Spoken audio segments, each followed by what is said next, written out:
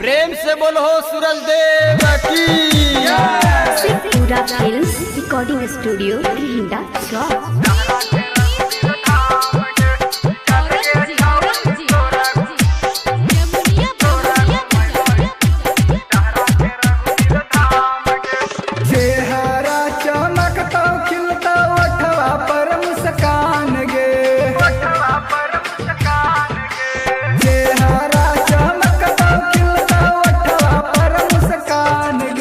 चल गे छौड़ी तोरा घुमाई डहरा के रघुवीर धाम गे।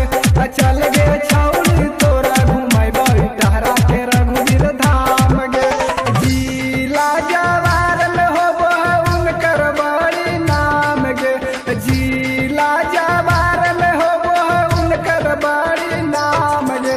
चल गे छौड़ी तोरा घुमाई डहरा के रघुवीर धाम गे। चल गे छौड़ी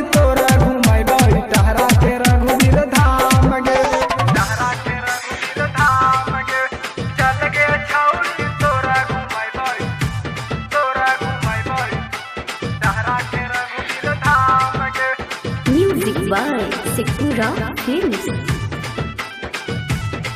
जय घूमले राघोवीर धाम गे छौड़ी तू जिंदगी भर रखनी हमारा याद गे छौड़ी।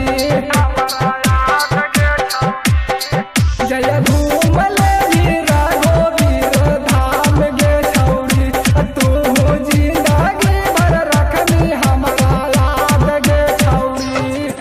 मुंड हो तो फरेस करनी कदरी ताला में सलाम गे।